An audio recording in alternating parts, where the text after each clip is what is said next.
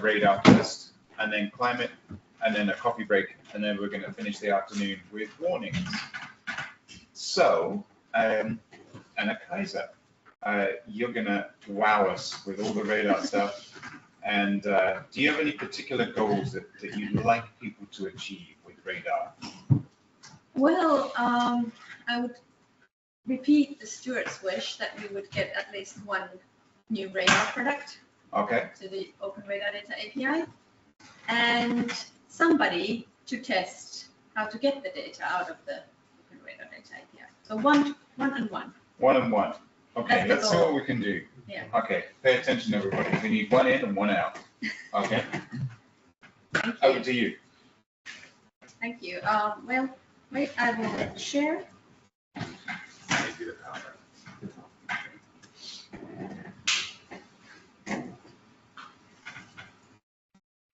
Okay. So good afternoon from my side as well. I'm going to give a short introduction first to this Open Radar Data API.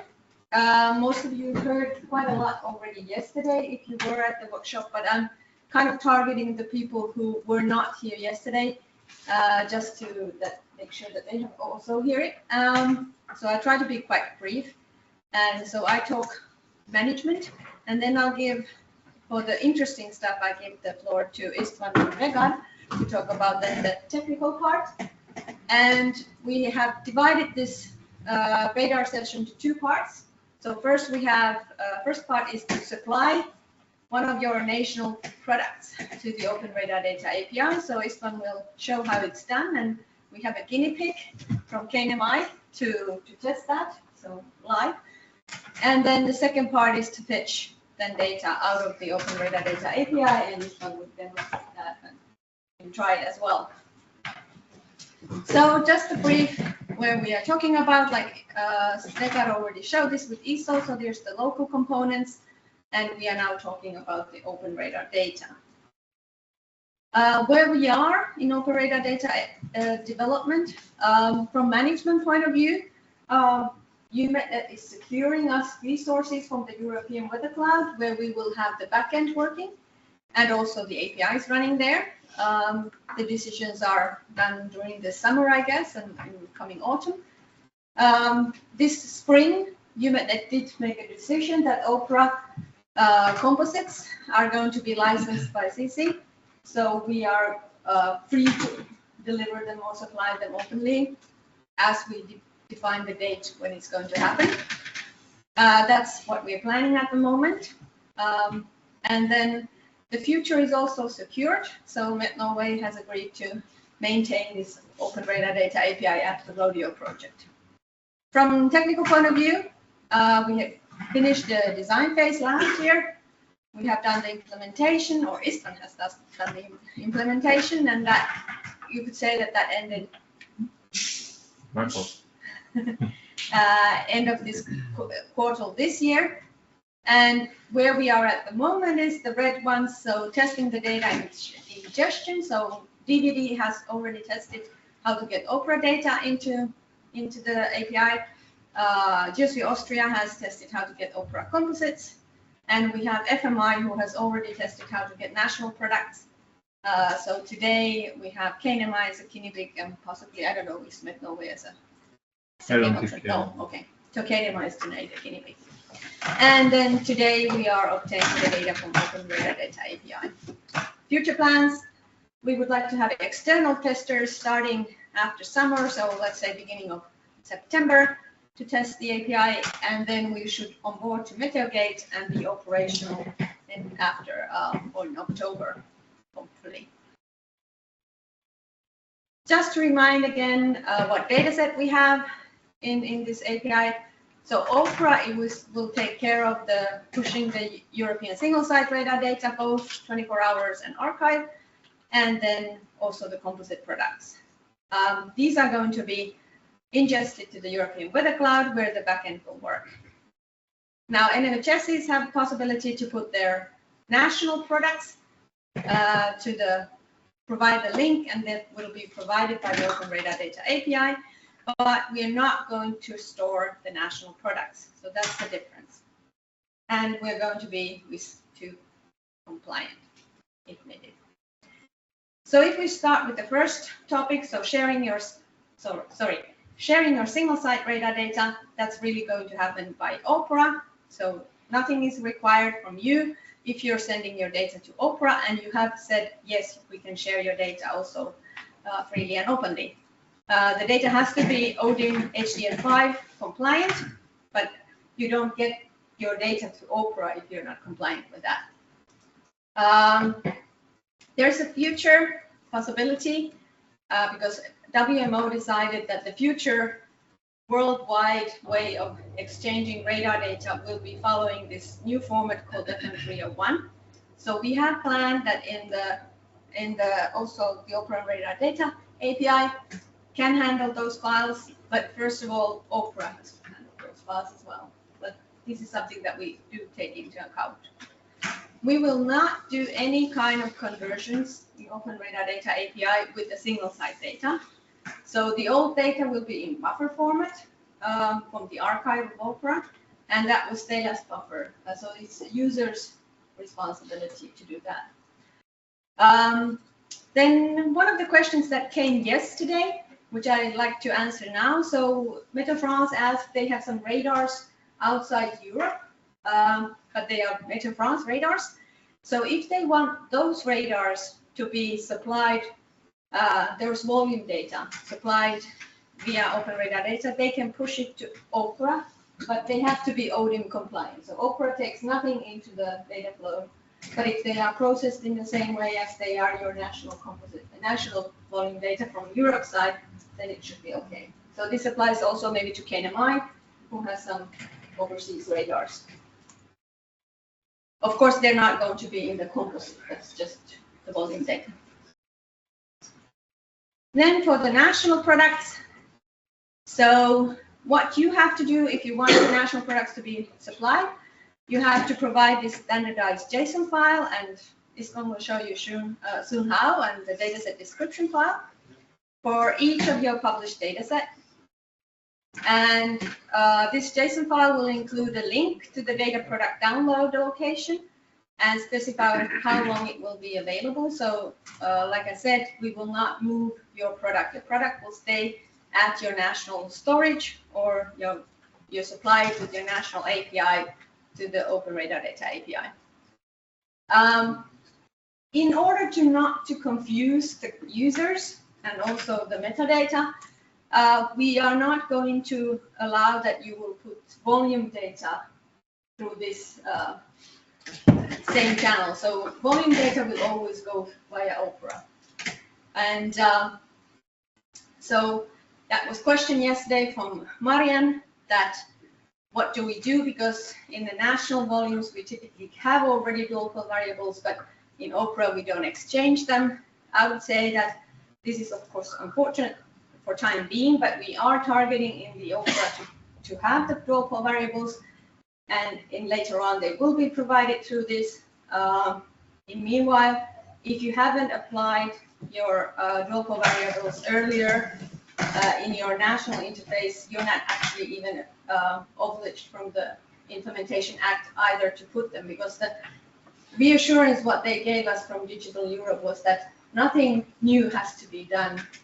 Yeah, that's true. You don't need to distribute any data formats that you are not already distributing. It's only what you're doing, what you make available already. Yeah. So in that case, that gives us a little bit of time and space to work this out. But of course, if you are already putting your local variables, basically you should supply them from somewhere to be compliant with the high value data set.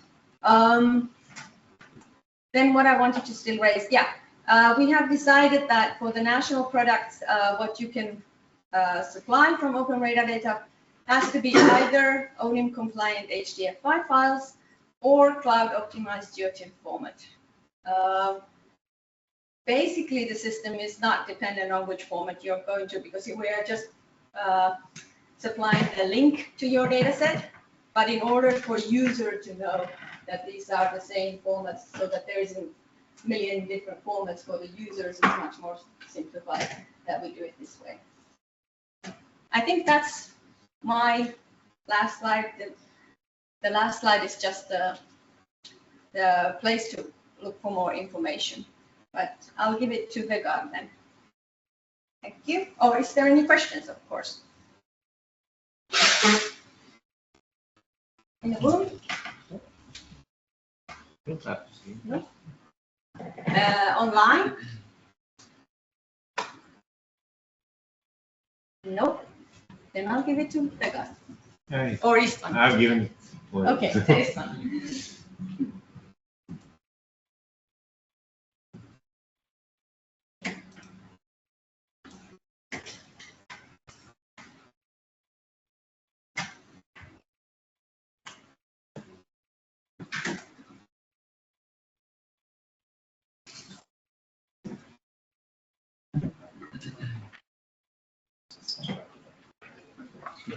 Yeah, just start. Okay, hello, everyone. I'm Istvan Shabuk, I'm a member of the developer team. I would like to show the Open Radar data system. We have to start with the system overview. This is the system.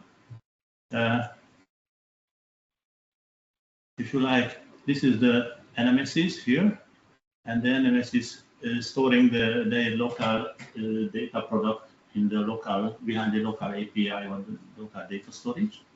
They can connect to our ingest API at the JSON endpoint, and they can upload only the extracted radar metadata, and this JSON endpoint storing this metadata to the database, and the end user can connect to this database via this Open Radar Data API, and can get the data link and can download the data from this API or from data storage directly. The DVD, this is single site ODIN data. The DWD using the ODIN endpoint to upload the ODIN files. Is it possible? And in that case, the Open Radar ingest API extracts to the radar metadata, store the ODIN files without any modification in the internal S3 buckets, and store the radar metadata in the API. And the end user who need this data can download the data from this S3 bucket directly after get the query of the API. And this system contains the notification service. So notification service. This notification service is sending the MQTT messages. The MQTT message contains the all of important radar metadata and the measured information. This is the system overview. See the next. This is the ingest API starting page. So you can see the 3 endpoints, and we are focusing in the JSON endpoint. How can you share your data via this endpoint? And I try to show the few examples. This is almost the whole radar schema, but this example I'd like to show one elevation ODIN scan. The elevation level is 0. Here, you can see here. In that case, the level means the elevation, and the elevation angle is stored here. Can I just ask why the radar meta property is a substring inside the property, and you didn't break it out into separate top-level properties? So like on the screen here, we've got format, version, object, and so on. Why didn't you create? This is a single text. Yeah. You can see this is a JSON object within the string. Yeah. Okay, so I guess my question is why you don't embed the JSON object in the JSON rather than string encapsulating it? I would like to talk about later. But Okay, that's fine. Sorry. We have to keep this radar meta is very flexible. For example, the single cell data have to store the elevation. At the composite, we have to store the radar coordinates, the corner coordinates, and so on. You have very, very flexible data. For example, single site, the wavelength, beam width, and so on. This is very flexible, and we have to store it in the structured format, but we don't have to add to all of the possible property to these properties object, and therefore we have to create the JSON object, and we have to convert the string, and we store it this string. And this string is in the MQTT messages also, and you can get all of radar meta information. This is the reason of this, and this open radar data based on ISO project, and it's easy to implement this, of course, and this is the reason of this. We don't have to break the original schema, but we have to store this very variable radar meta information in a structure. Go back here. Okay, the radar location is simple. The start time is the start time of measure. I think the elevation and the single span, we use the level property as elevation, and later I will show how can we use this level property to the other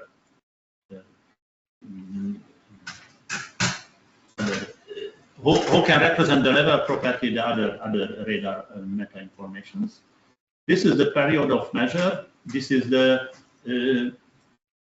dataset start time and dataset end time differences. You can see this is 25 seconds. This is the ISO date format. Okay, this is a radar identifier. This is mandatory in the ODIN files. This is unique for each radar. This is single site data. You can see a lot of different data attributes, and you can see here the quantity is radial velocity, and this is the data link. This is the height of the radar, and you can add more links to this field.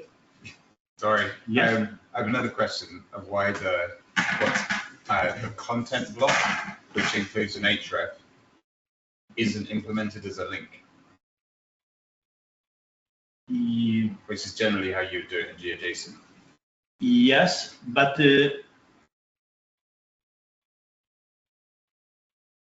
we can do that, but it is this link type is always if you refer this, always the data. If I know not canonical the data, but yes, in this simple test. But you could use rel type equals data. In a link object, you could put rel equals data, and then you could put your other the other properties in there as well.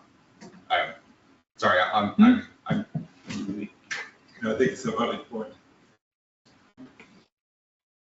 It's to me,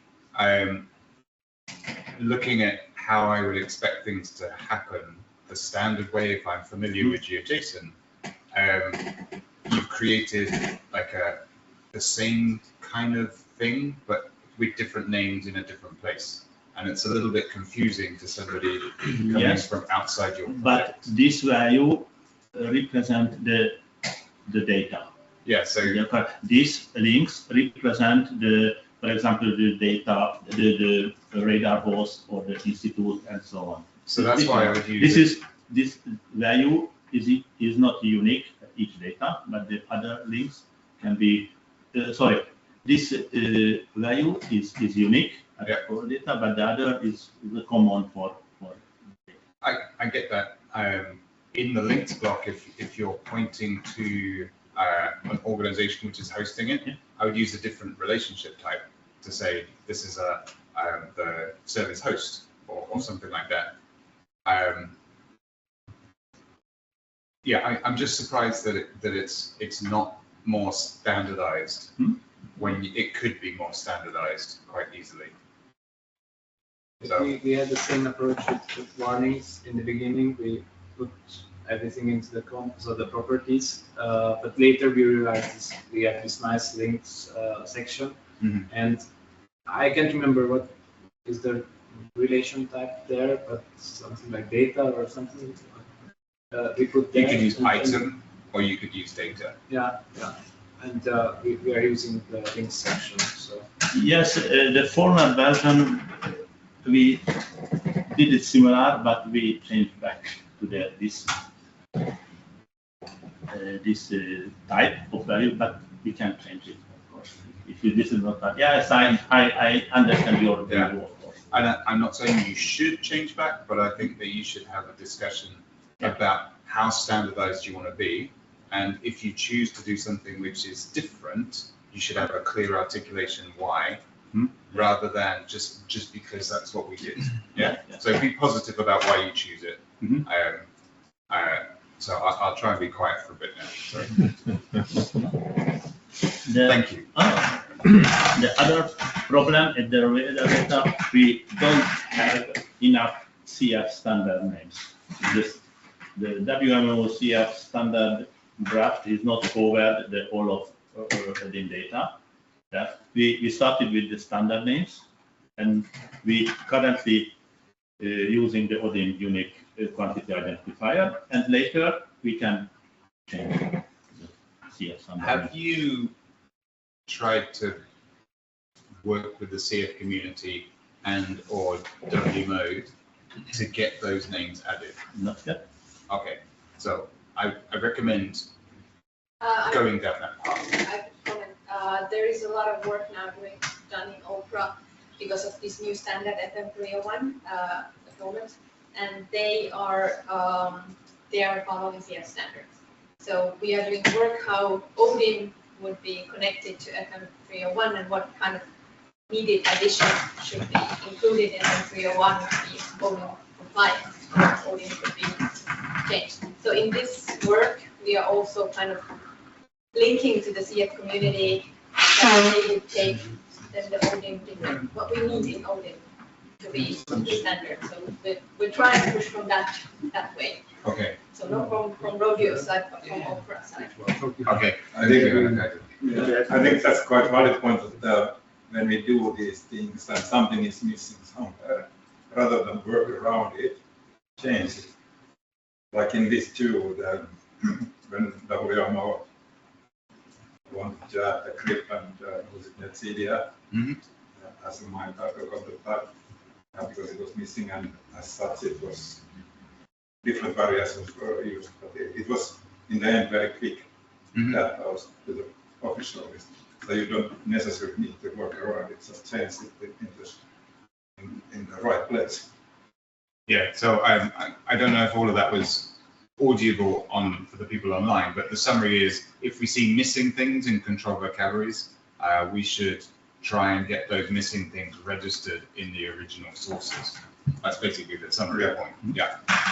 Sorry, I said I'd be quiet. Let's see the next example. Composite. The start time is similar. There are different radar meta information, includes the corner coordinates and the projection string, projection definition, and the pixel size and how many pixels and so on. In that case, the level we use 0, and then because this is composite, right? And the sea level is 0.2. This is the period, this is just 0, and we generate the Vigos-like ID. This is for internal use because we have to the unique identifier of all of the time series.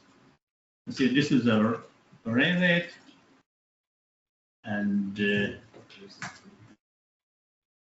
other things, all of the radar composite represented by 1 point. This is the center point of the composite.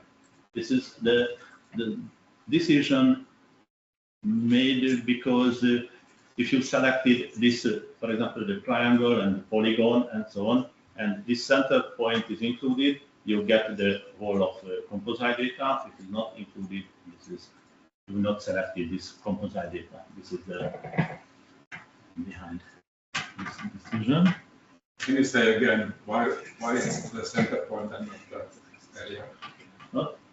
Can you explain again why it's the center point? Why did you choose the center point instead of the composite area? If you select, for example, the polygon, you want to query the data within this polygon, and if the center is within this selected area, the center point, you get the composite. This composite is selected. If not, this means if this is a normal triangle, you can see if selected, if the composite more than 25% is selected.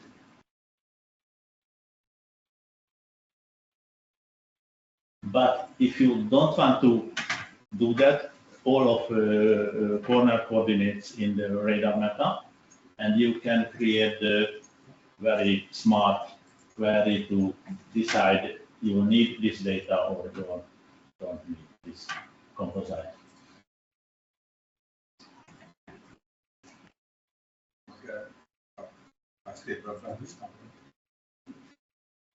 But yes, if yes, but we can change it.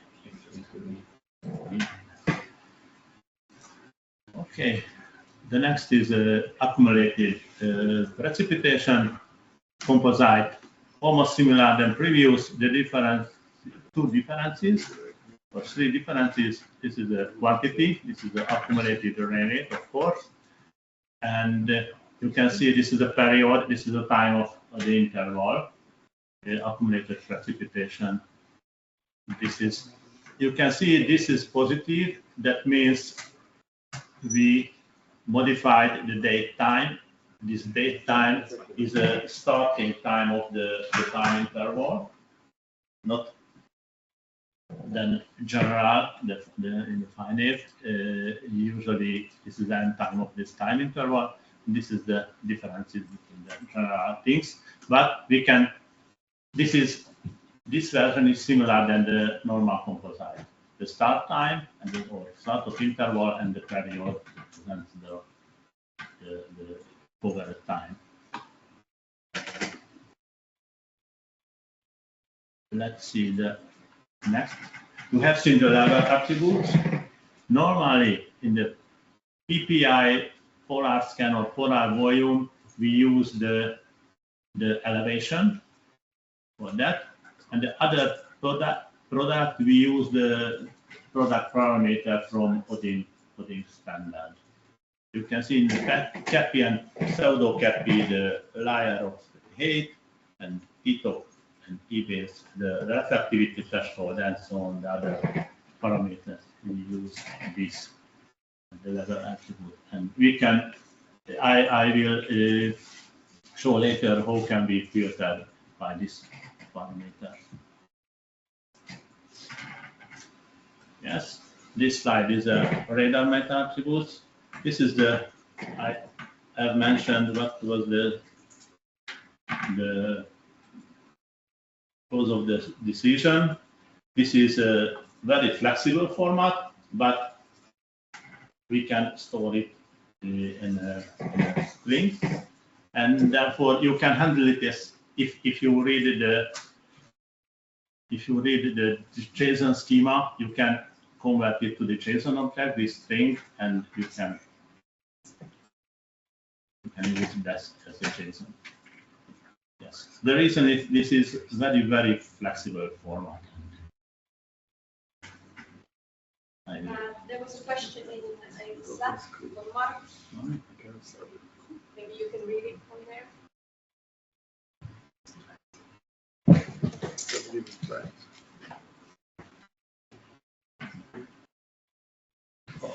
Oh, yes. The next slide will be the. Okay. we have an ODIN validator. This ODIN validator validates this JSON schema. There are two-step validation. First is validate the entire schema. The second is validate the radar meta string. I think when I read Marcus's question, I think that the question is about when I was saying a link object in JSON. What I was talking about was inside the GeoJSON specification is a property called links, which provides an array of link objects. They're basically hypermedia links that give rel type, an identifier, a title, an href. Yes. Right? That's not the same as linked data in JSON, JSON LD. That's a different thing altogether, right? Marcus, did that make sense? Yeah. Yes, thank you. Could you still put an URL in the chat, please? Thank you. There are the possible, but it's not open for everyone. But the previously registered, I added the IP ranges to this host. You can try to ingest your own things and or you can test it. But I would like to show how it's working. See.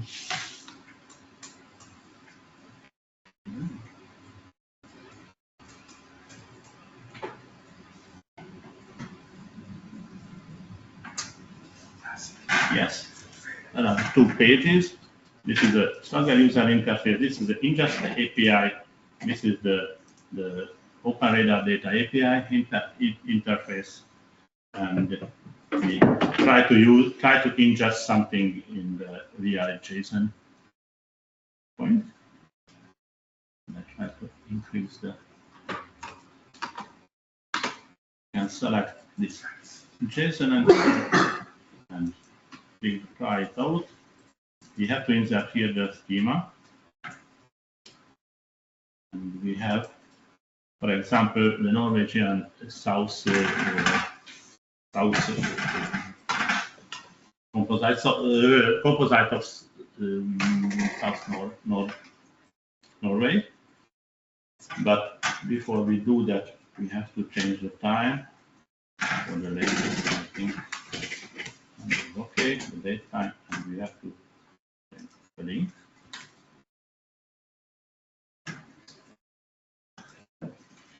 Is it visible? And if we're ready, we have to copy this here, and this will not. This will fail. As you can see here. If you scroll down, you can read what is the program of this JSON. So, yes.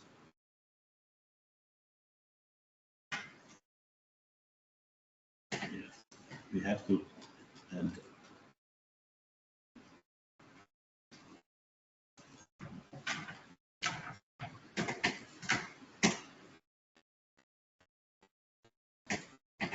I made a mistake in the JSON, but I can test it by our validator.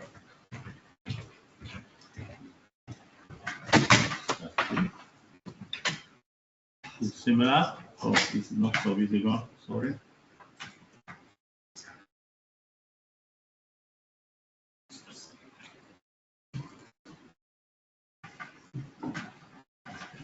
The previous slide, you can see the validator page. I would like to run this script and let's see what happens. You can see this is the error message. And you can see this is the program, but I made a mistake. I would like to insert the other programmatic fields, but but you use the program is this, in this fields, the standard name is not contains. This is the available standard name, and this is here. We use the old standard name here. MLC.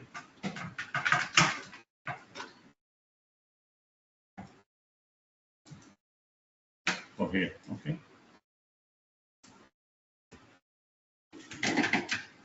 And the unit is X now. Size is, and we change back. This was the old and the new. I hope this is good. That's not valid, Jason. Yeah, value, colon, data link, colon, and then Sorry. here. You can't have that. So you've got two tokens? Yes, yes, thanks. Thanks for the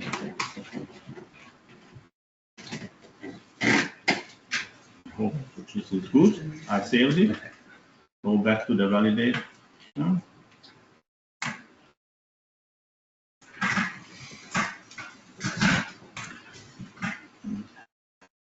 You can see that when success, there are the validation schema and the validation schema of radar meta. And this script reads the two schemas. And this is the original file. I would like to test it. Yes, this is the industrial directory, of course. And you can see the result. The validation is okay for entire schema. This is the date, the Vigocyte ID, the level, and the quantity here. And the meta validation is okay. This means this looks good. And if I copy, first I can delete it.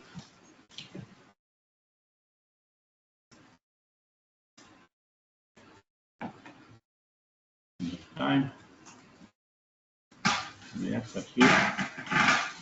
We get the successfully ingested. It means we can ingest this data, and we try to query if the data is inside or not. We can choose. We have several options, but we choose in that case the location. There are a lot of parameters. Here is the Vigos ID.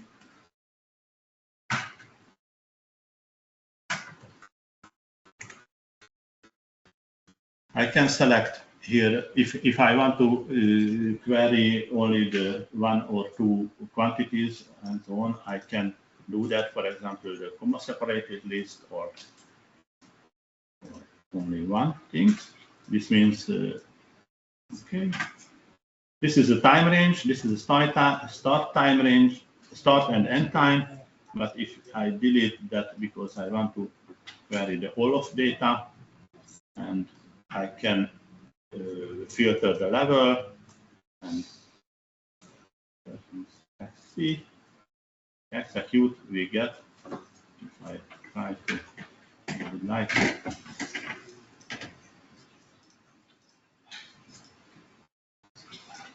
You can compare the original and the query data, same things, and you can see this is the JSON answer. This is the data link. And if you copy this data link to your browser, should be this is the data from radar.net. No. We have Anna Kaisha mentioned we have a test interface that test ingestion testing. The DVD ingest almost all of coding files to the system. You can see here is the live log. You can see one line means one new ODIM file ingested. It means the file is coming, extracting, storing to the S3 buckets, storing to the database, the radar meta information, and sending the MQTT message. But yes, this is not.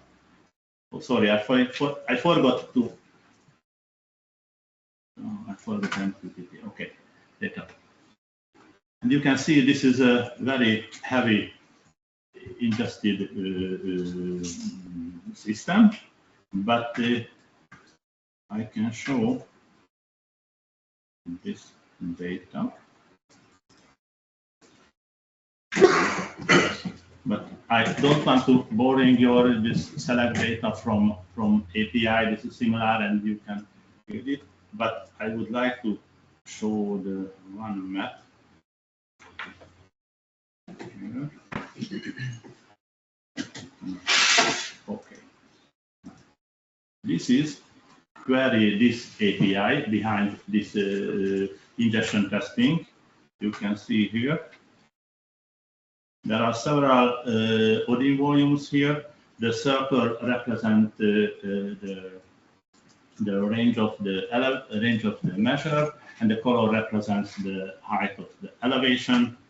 And you can see here a lot of European data. These fields are similar than API. You can select the Vibos, you can filter the Vibos ID, for example 02, and update the map. I hope no. Let's see.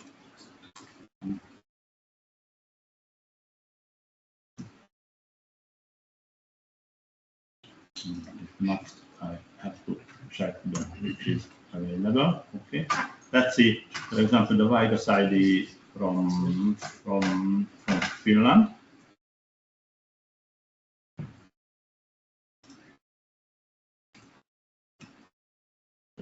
The map is, you can see, the map is not so interesting. You can see this, you can query rapidly get the data during the heavy ingestion in the background. And you can see here, select the all of data back. And you can select, for example, if you want to see only the elevations between 10 and 20 degrees, you can filter here and update here. You can see here, and let's see. For example, if we select only one minute, example,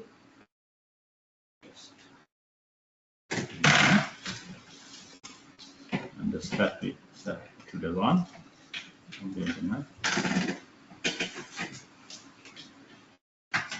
Oh, I made a mistake, sorry. Yes, you can see this is the first minute between 10 and 10:01. There are few measures here. This is next, and so on. We can step 1 minute. And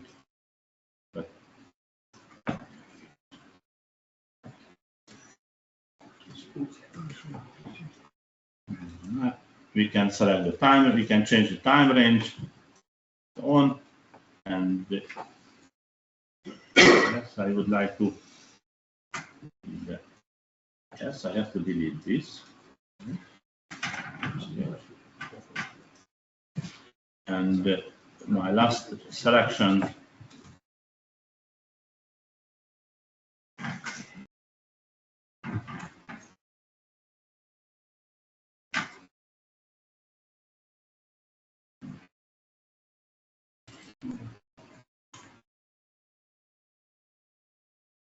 you can see there are several internal, the ODIN files, ODIN in this time interval, and I ingested the source node, and I ingested Hungary and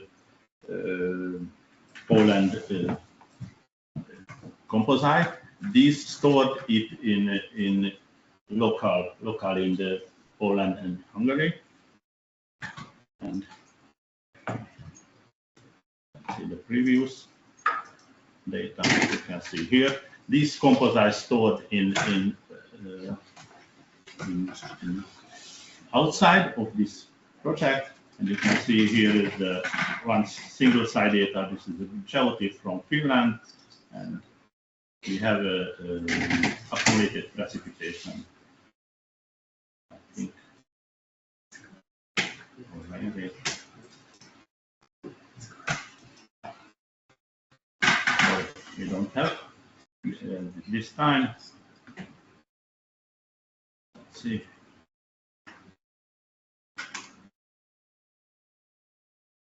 Yes, this is really, this is Opera Composite. You can see the projection, and yes, I would like to show the speed of the Open Radar Data API. This system is running on during this heavy ingestion, and this is our test instance. This is similar, and you can see here.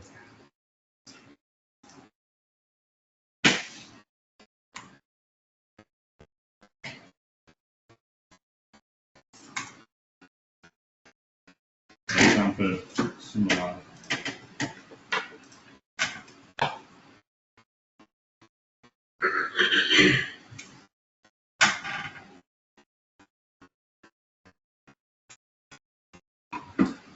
Is the location endpoint supposed to work if it doesn't return anything to me?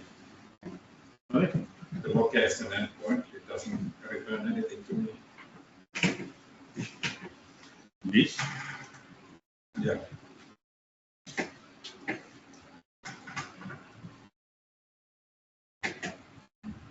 If you try it just without any parameters.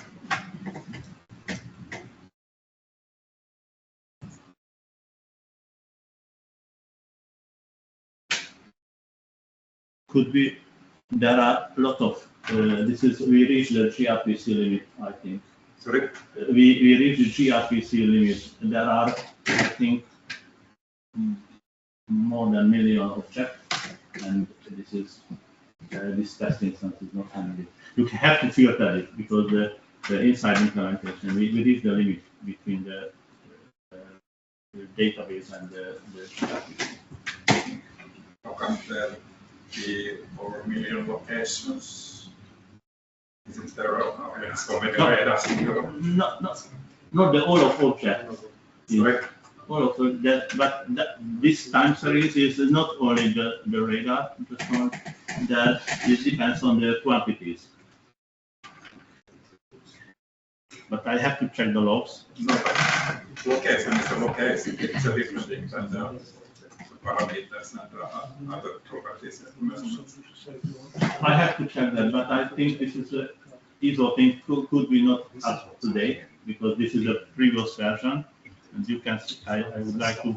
But it's also strange that when I check the collection, there's like 3,000 parameters, very long list, so it's impossible. There's only one collection for observations, and then 3,000 parameters.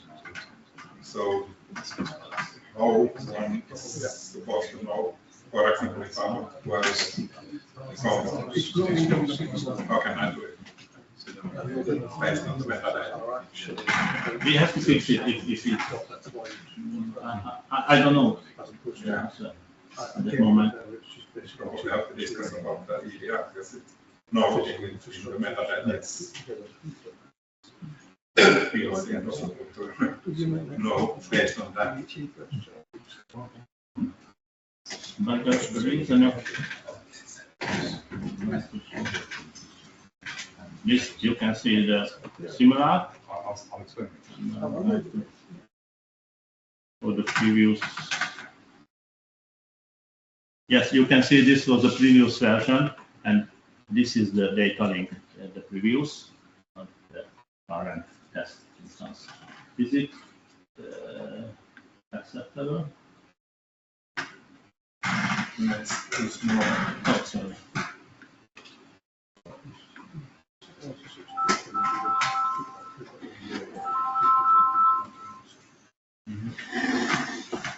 Yeah, the link itself is okay, but if you look at the collection, you get metadata. Only. Then it's Right? sorry, the first one, collections observations. Yeah. That's accurate. Yeah. It's just a suspicion. So you get the collection with some extents, and then a list of almost 3,000 parameters. Also, if I do the location period, I don't get anything. So, if I want to implement a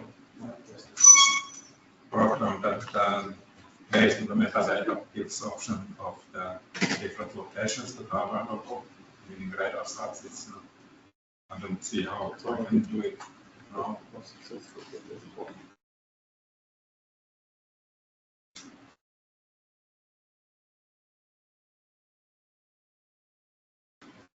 But you can see this is a current industrial testing. This is used available CS standard names. This is not enough for and just on names, I will say that generally good practice is don't use abbreviations. So your first name is ACRR, which is fine for radar experts, but meaningless to most other people. Yes, but this is ACRR. This is no, we don't have any CF name for that. No, but yes, I can create one, but I don't want. Okay.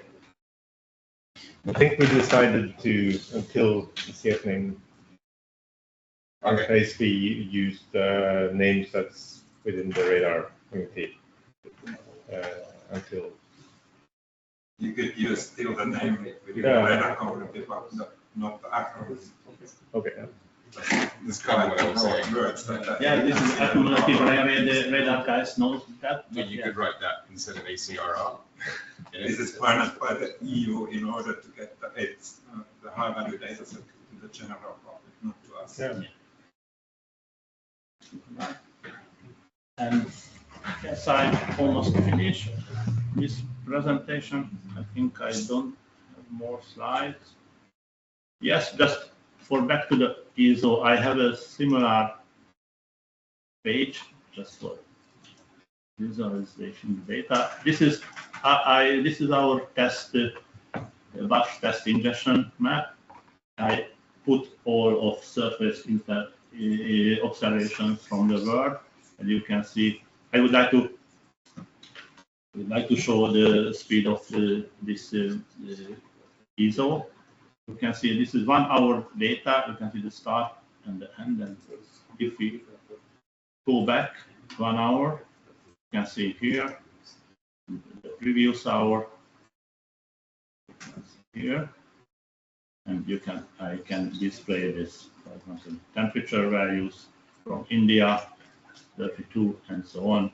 This is it's colder here, of course, and you can see this is based on the ISO project, and this map reading connected to the ISO API, similar as the Open Radar Data API. You get the fetch data and display that. This is similar. This is not an operational. Yes, of course. This is for, and this is. Do you have any questions connected to Open Radar Data? This is the status of this project, and the KNMI in testing the new system to ingest the data. Tim, are you online? Yes, I hope you can hear me. Okay. Yes. Okay, so I can shortly explain. Just wait a second. We You're muted. No. Yes. Oh, no. Can you hear me now? We can't hear you, Tim. Okay, that's a shame. Could anyone else try to say something? I can hear you. To... I'm on. I can hear you. Yeah, I can hear Jane? you. So okay. nothing Are wrong you there? It's possible that she's dropped off then. able And to they are understand. stating that they can hear the people online, online people can hear online people. So it's Yes. about So maybe your the Java on the table. Is your volume down? No? Actually not. I will try again.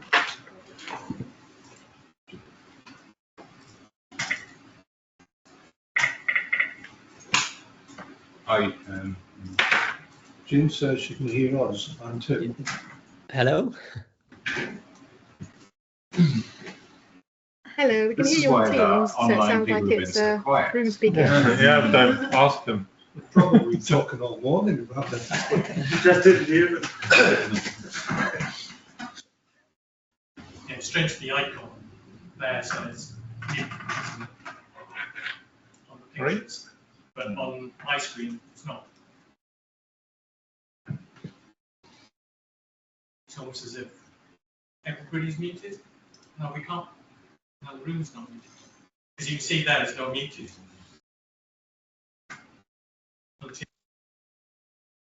That's the microphone as opposed to the speaker. Oh, no, it is, yeah. Okay, yeah, okay. Yeah. It's too small. No, I take it back. There. Can I say something now, Tim? Hello, can you hear me now? Yes, now we can hear you. Okay, that's great. I don't know when that happened, but Yeah, in any case, we could follow everything clearly, so that was no Yep. problem. So let me briefly explain very in general terms what we are doing, and then my colleague Mats Veldhuizen, sitting next to me, he can show you more about the details.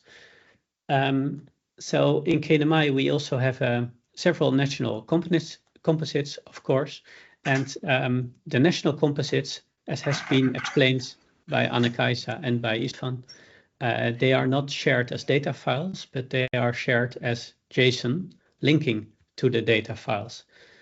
So we generate these JSON files and then send them to the API. What it contains is actually something which, well, I think we can discuss if this is an optimal solution, but for the moment, this will be our solution. We share our national composite data via the KNMI data platform. And as a consequence, we share a link for which the user will need a personal key actually to download the file associated to it. So also as part of the links that are part of the JSON, you can find a link giving access to a description how to obtain a key. This is actually something you need to do once. And once you've done it, you can use the link directly. So you can also automate the process, of course. Yes, so that's mostly the high-level explanation of what we do. I think I will now give the floor to Mats, and he can explain in detail how this works. So it makes sense then if you mute yourself and also turn off your audio, because otherwise we'll get feedback.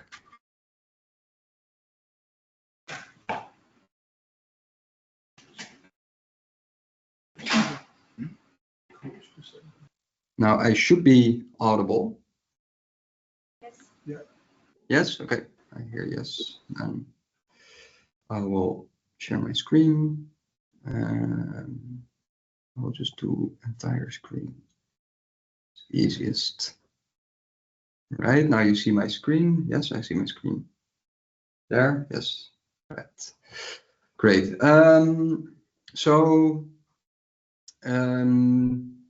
Well, I first will go into what this looks like, just what Tim described. We upload a national composite to the OpenRadar API. This is the test version, probably the one I wasn't in the first half, but this is probably the one that Istvan also showed. Currently, we upload one composite, but we do it in real time. So as soon as we create this composite, it is immediately available in this API. So I have one WIGOS ID right now, which relates to this composite. This is not the final WIGOS ID probably because it's not an official one yet. But for now, this is how it looks. And if I query this idea and leave the rest blank, I will just get all the files that we uploaded. So it's all the timestamps. This is probably very similar to what you just saw. And then here is all the URLs to the files. But now instead of just being an S3 URL, which you can directly use to download the file, you need to get this API key that Tim was talking about. I also tried the MQTT stuff, but I didn't get it to work. So Istvan and I will probably look into that later. But it does work because Istvan on his side it works, but I just cannot connect to the MQTT service right now. Let's see. So this is the documentation page. It says service description. It's a text page, and it's the description of our KNMI Open Data API. If I go to this website, it gives you all the documentation that you need. So there's a technical documentation on how the API works, but I already know that, so I can skip that part. But there's also this obtaining an API token part. And this tells you that you can register for an account. So you can register right here. Just enter your email address, password, and create a password, and you have an account. And once you have an account, you can just request a key. And this is your unique key, which will give you access to all the open data with these quotas. So a maximum of 1,000 requests per hour is probably the one that you will hit first, if you will even hit it. And you will usually not hit this if you're just downloading a composite every 5 minutes, for example. Then for now, I will just use the anonymous key so that you won't see my private key during this testing phase. But just please know that this is only for testing purposes. And as soon as you want to use this more, or if you want to test more, you should request your own key because this anonymous key is shared between all users. So if one of you would make a lot of requests each hour, then no one else can use this key anymore, which would be quite annoying.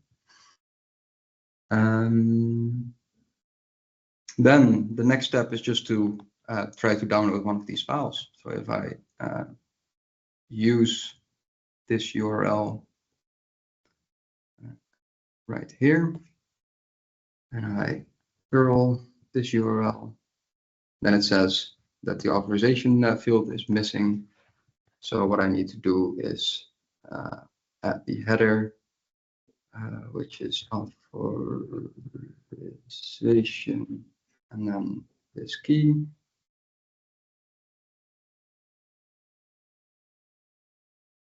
No, it should be in here as well. Curl examples, authorization. I think I missed a colon.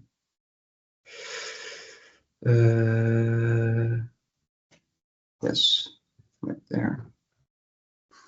And then instead of this unauthorized message, you get the content type when this file is modified, what the size of the file is, and it gives you an S3 key, which is valid for, I think, around 15 minutes. So if you within 15 minutes click this link or curl this link as well, I think this is a problem because it doesn't print a new line. Let's see.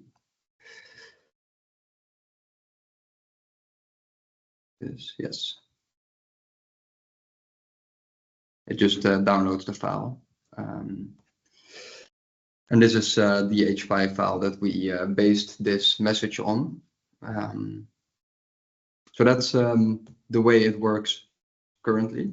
And the reason we did this is because all this data is already available on a platform. The only downside is, of course, that you need a key. But if we were to just open this data as well publicly, we wouldn't be able to monitor how many requests we get and limit the requests to just fair use. So yeah, I think that's the user side. Are there any questions about that?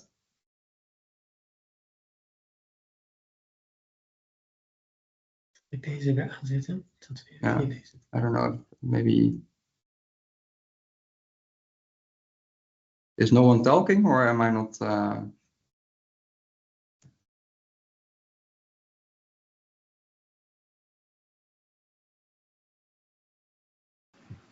Okay, okay, we're unmuted now. That was really good to see the request work. And is it you're just using the AWS one-time key? So you're generating a pre-authenticated URL for a short, that's workable for a short period, right?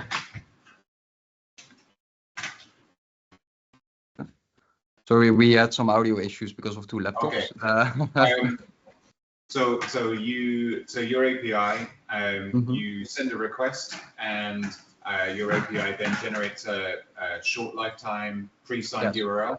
Yeah. Yes. And then that's the standard AWS pre-signed URL thing. Yes. Yeah. Yeah. Cool. I understand. So it's really interesting to see how you can use an authenticated API, but still serve stuff from other data platforms using their encryption stuff. Yeah, cool.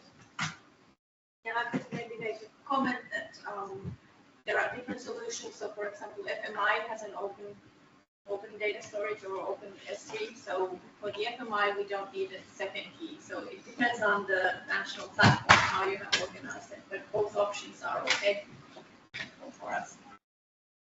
Yeah.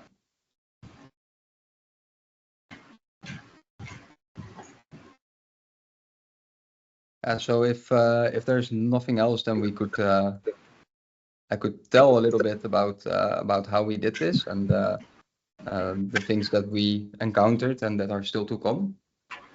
Would you be able to put some of the URLs for the data portal and the documentation in the chat? The URLs, you mean? Yeah. Yeah. So that we can promise not to use your anonymous key too much.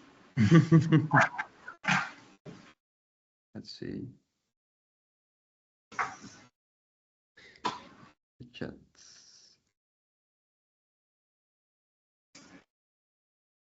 Oh. This is the documentation page.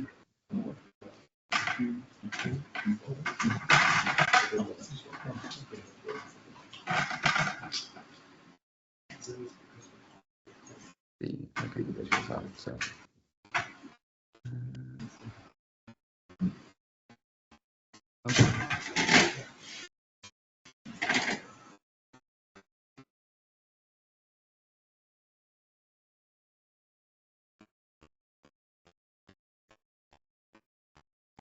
This is fine.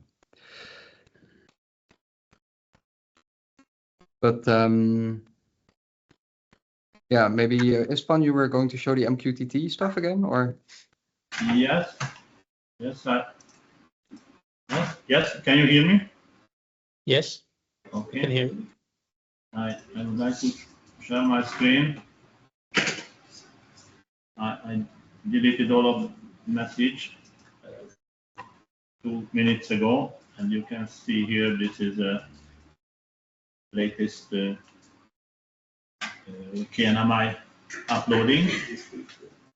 Do you confirm that?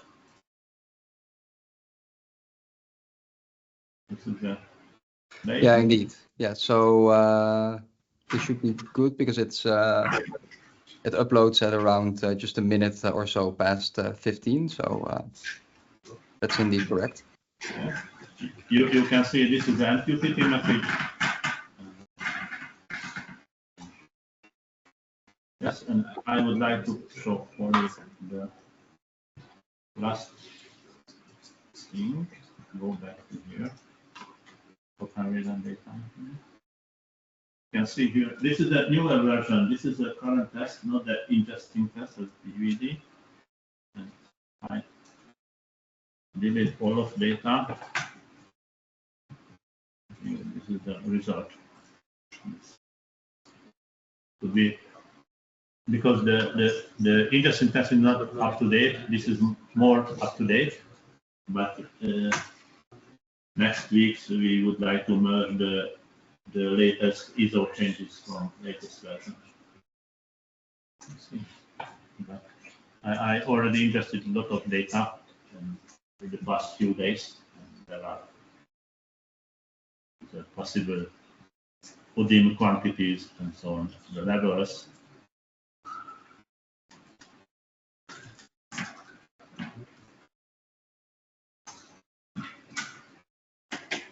Sorry, this is not the previous version.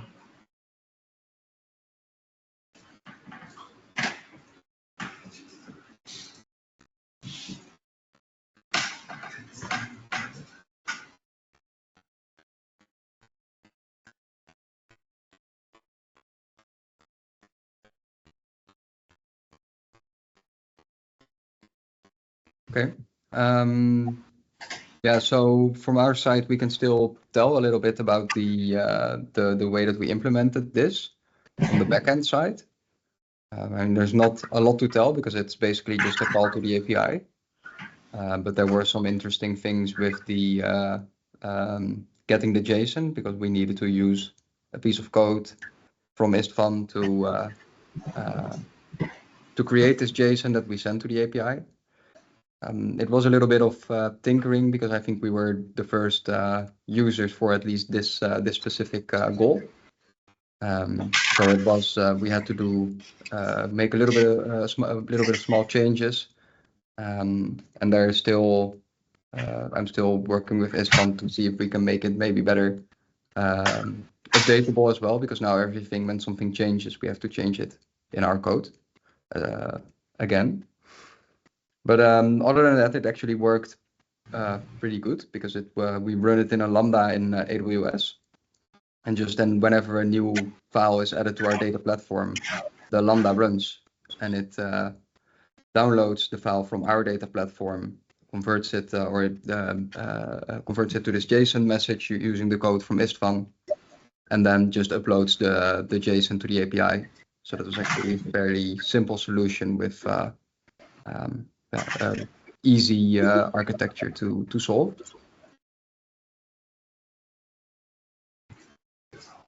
Are there any questions about that? Maybe?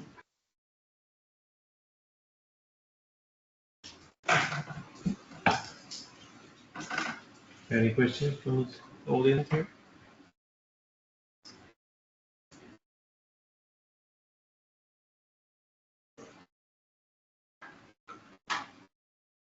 No, don't seem that way. Okay. Just a question for me. It's, is it okay for the API users to have this kind of authentication when for downloading the images? Is that usual way of doing it now?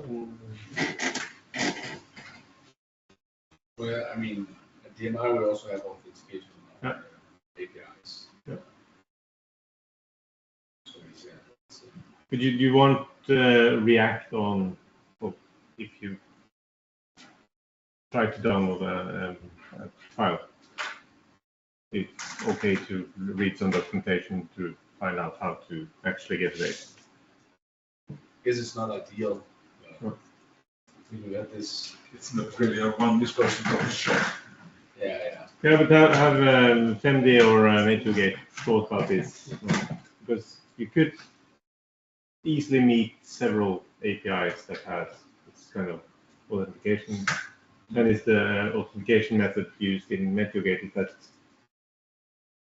that general enough to cover this kind of use case we have now? But then you should have an overall authentication that helps you down to get the data. Is that the plan? You should inherit the login information.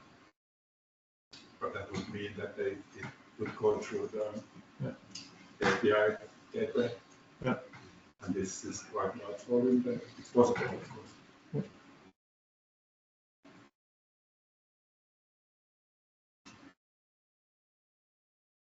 Yeah, but I think it's a good first version of it. So we have at Met, we have set up a stack, much like the one at TMI, which is open. So we will demonstrate that approach as well. So it's, the radar data is something that, for example, the Amazon open data being accessed, so like in FMS case, which goes it there and can be open. But isn't the authentication more like for getting information about the user, information about the users that download data, not necessarily the security? Well, different organizations can have reasons to do it. Can we repeat the comments so that Tim and colleagues can hear online? Yeah. I can see your faces. It's like I can't hear what's being said, right? We can hear you, definitely. But yeah, not too good. Could you hear Mikko at the back? Yeah. That's yeah. Could you? All right. Could So, you hear? Yeah. So Mikko, what did you say? Or do you want to come up the front? I don't remember anymore. The question was about authentication and reasons for organizations to do it. I was mentioning that we are using the Amazon open data, or whatever it's nowadays called. So we host our data there, so we don't need authentication, so it's easier for this. But if you choose to use API key, so it stops to be one-stop shop, because you have to find out how to register for DMI and how to register for KMI in order to use the links that are So in MeteoGate, what we could do is proxy those requests. Yeah, that's what I said. But then that's the solution. But then the high volume data would go through the API gateway, which is possible, but I don't know how scalable it would be. But technically, it's possible. But then if in the case of Netherlands, where the request only sends back a 303 redirect to a new pre-signed URL, the actual high volume data, the request goes straight to AWS and back again. So the high volume data in that case does not go through, doesn't go through the gateway. Yeah, so I think the question is why we use keys in the first place, and then the second question is if we could use MeteoGate to proxy this API key requests, right? Mm-hmm. Yeah. Yeah. So the first question is basically that's just our policy. It has to do with fair use. So if you just open up a bucket to the entire world, you don't know who uses your data and how much of it they use. And that's something we want to keep in control. We want to know where the data is going to, and make sure that people don't abuse our system. And this is also useful for when we want to deprecate the data set or remove data or do something with it. We know how to reach our users. So that's the main reason for doing this. And I think it's a fairly standard way of doing it. So that's that part. And then proxying the request through MeteoGate. I think we also discussed this, but that would mean that we would need to give like a key to MeteoGate, which would then again be shared by all the MeteoGate users, which would be a similar thing to the public key that we already have. But then again, the rate limit will be applied to all users combined, which will be annoying.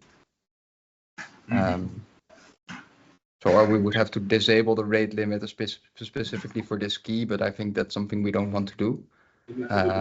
So that's pretty much the predicament that we're in on that front. Of course, MeteoGate can have rate limits, so relatively source would be in a different place, but I think the volume of the data might be difficult for them. I just want to drop in an idea because with warnings. So For the online people, speak up. yeah, so for warnings, we are using the approach that we link the warning files and we sign those links. So we have an S3 bucket, an Amazon compatible bucket, and we sign each link on the fly. It's a local encryption process, so you don't need to call the Amazon bucket or anything like that. And these signed links are expired, and that's how we protect against abuse. So let's say I request a data set, I get back a bunch of signed URLs, and the users can download those files for an hour or for a day, but then the link deprecates and they can't abuse it anymore, and they can share it, but because we pay per traffic, right? So, yeah. So they can't like create their own index and yeah. And these are direct links which won't go through the MeteoGate proxy. And yeah, we came up with this solution in order to avoid additional traffic and costs. Just an idea. Yeah, so that would basically be the same as our pre-signed URLs that you get when you call the API, right? Yeah, more or less. But then if we put one of these URLs into the MeteoGate API, then users will only be able to use this URL for a limited amount of time, right? Yeah. Okay. Yeah, so maybe for people that are listening to MQTT, this would be a solution. But if people are requesting all their data, then they will probably not be able to download it. It can be interesting to do both. Could be an interesting solution. Thanks. One of the things for the MQTT notifications, and I'll show an example tomorrow when I'm talking about that, is you can include a security block in the notification which says use this security scheme, such as add this API key to every request that you make, and if you need to request an API key, go to this address. So it's okay to do that for recommended data.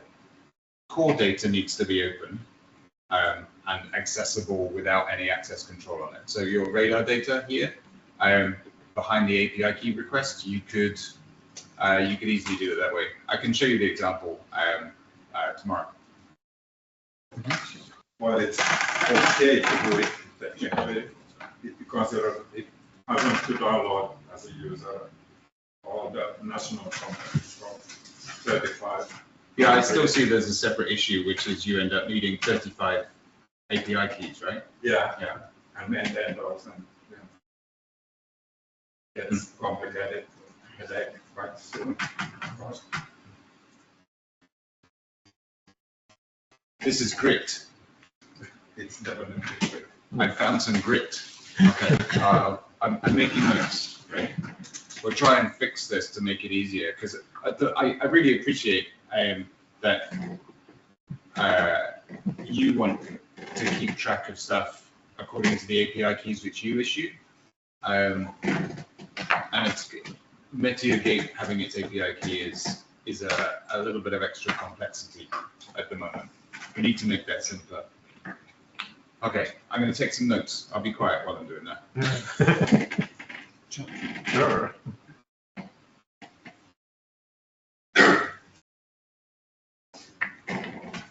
Yeah, but the idea of just including the pre-signed S3 URL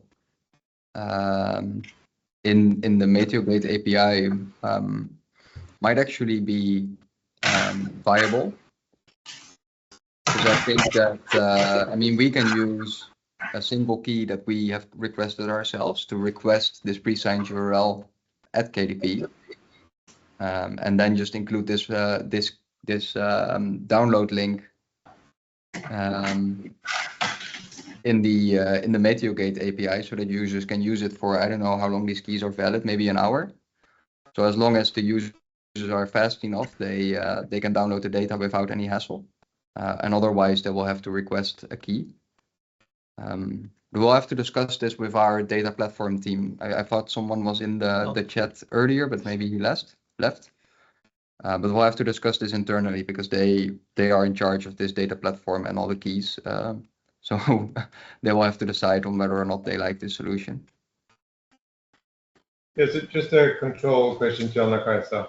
So we have decided that it's up to the NMS to decide, or they can decide how long the product will be available on their site. Yes. Yeah. But, So the local product. Yeah, of Yeah. course. So But, then if you pre-sign that. The link forever. We don't keep the link forever in our metadata. So at some point it will be removed from the Open Radar Data API. So the link will be not there forever. Yeah.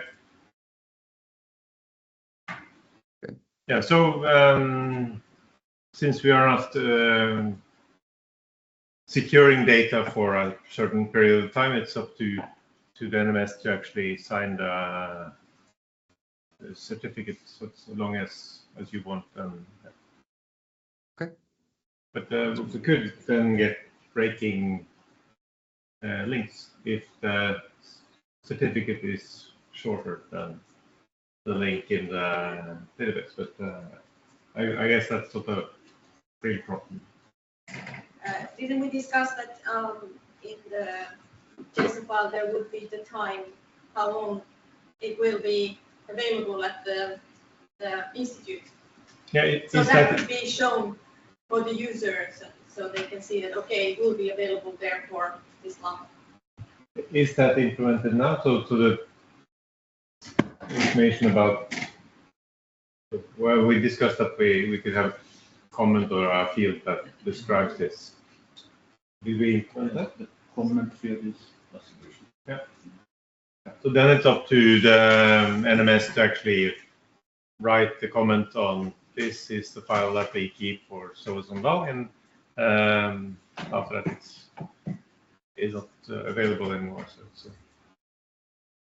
Yeah. Okay, then you take this to your data platform team and discuss it, and I think it would be a better solution for us to do it this way.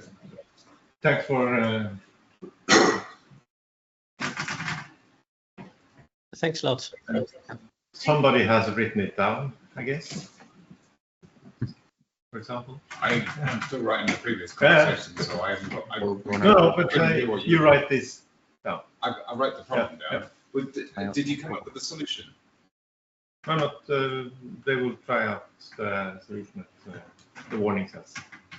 To pre-sign a certificate, and I just checked with Anna-Kaisa that we allow this to have this time restricted access to it. Yeah. So it's up to the NMS to actually. They could. So if I summarize, is the idea that instead of publishing, so you basically only publish the pre-signed URLs that are valid for an hour. Yeah, that could also be. Yeah. Okay, and that's the only thing that appears in the system. Yeah. Yeah. Okay. I get you.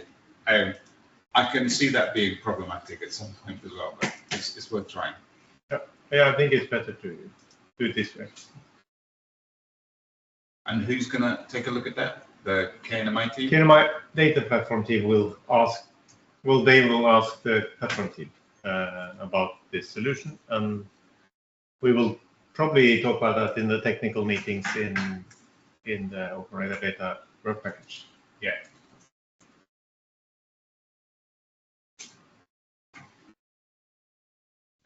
Yes. So what we just discussed here, there will be, but this we have to discuss. I think with Istvan, is there a possibility to provide two links? So one which is a signed URL, which is available only for a short amount of time, and then the, let's say, permanent link to the KNMI data platform as we share it now. So then users have these two options. So I know that it's possible to have multiple links, so that it's actually, I think it's mostly up to you to write 2 links. Is that the case under the value as well? Yes, we could have multiple links there. With the value? Yeah, where you have the link to the actual file. Yes. Yeah. Yeah. Then we work on that solution and try to find a good way. Okay. And I sending via chat the link. This is the S3 buckets of our ingest testing. You can check your, but if you open this link via web browser, you can see the only 1,000 files. But if you use this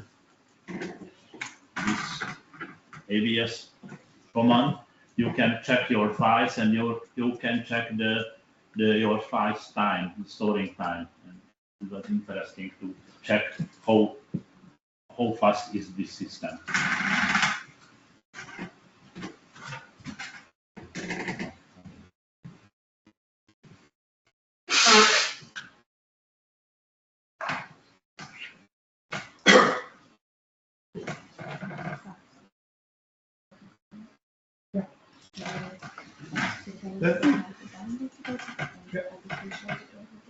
So, No. No.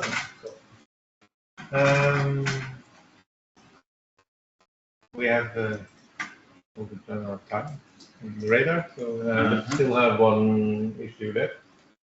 So, downloading data from the API, is that something that we will manage by ourselves? And that's an easier task than ingesting data? And we should actually save this for later and give the floor to Marlies.